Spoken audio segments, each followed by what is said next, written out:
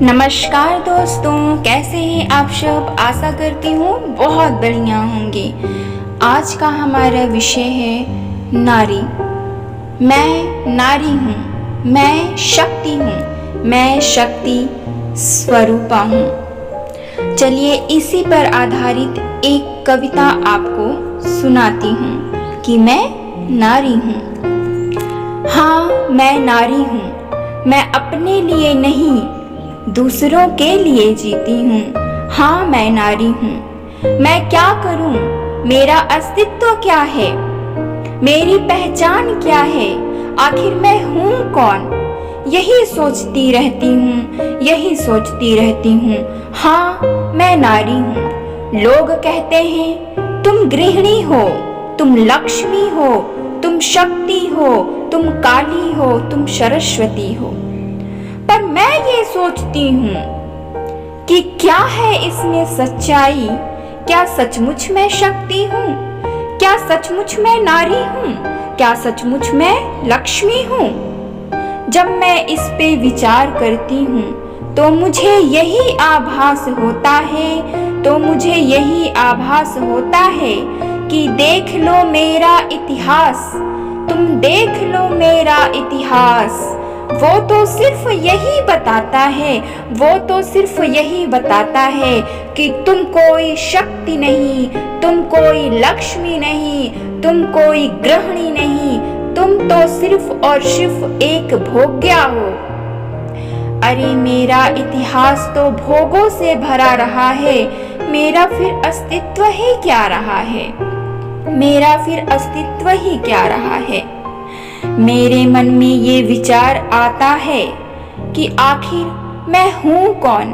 मैं वो अशिक्षित दबी कुचली सी महिला हूँ। घूंघट में छिपी आंखें ये मेरी, घूंघट में छिपी आंखें ये मेरी, देखने को तरसे उजियारी, देखने को तरसे उजियारी, और रो रो कर कहे ये हाँ मैं तो बस नारी हूँ, मैं तो बस नारी हूँ। समय बदल गया है, पर अब समय बदल गया है।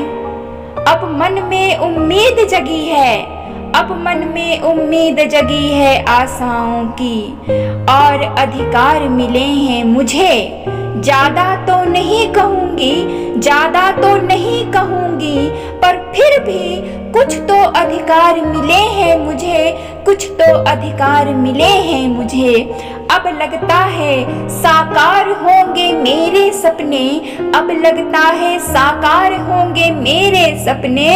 मैं भी अब आगे आऊंगी, मैं भी अब आगे आऊंगी, खुद को ना ये शरीर समझकर, खुद को मैं ना एक शरीर समझकर। अब मैं अपनी शक्ति को पहचानूंगी, अब मैं अपनी शक्ति को पहचानूंगी। हाँ ये तो सच है, हाँ ये तो सच है कि ये समाज राह देख रहा है उन नारियों का, ये समाज राह देख रहा है उन नारियों का जो इस समाज को सशक्त बनाए और राष्ट्र को आगे बढ़ाए, और राष्ट्र को आगे बढ़ाए। पर ये क्या, पर ये क्या, मुझे तो मिली है शक्ति, मुझे तो मिले हैं अधिकार। मुझे आज बाहर जाने का अधिकार है, आज मुझे शिक्षा का अधिकार है, आज मेरे अस्तित्व की पहचान है। पर आज मैं कर क्या रही हूँ, यह सवाल मेरे मन में उठता रहता है कि ना जाने कितनी ही गुलामियों के बाद आज मुझे अधिकार मिला है। पर मैं आज क्या कर रही हूँ, मैं वही काम तो कर रही हूँ जो बरसों से मेरे साथ होता आया है। इसे शरीर को सजाने में मैंने अपना जीवन बिताया है, मैंने अपना जीवन बिताया है, और आज भी मैं सिर्फ और सिर्फ अपने आप को भोग्या ही तो बना रही हूँ, भोग्या ही तो बना रही हूँ। कभी वस्त्रों में, तो कभी अपने विचारों में, तो कभी अपने कर्मों से मैं समाज को यही जता रही हूँ कि मैं तो भोग्या थी, और आज भी मेरे वही संस्कार झलका रही हूँ, झलक रहे हैं मेरे वही संस्कार। नहीं।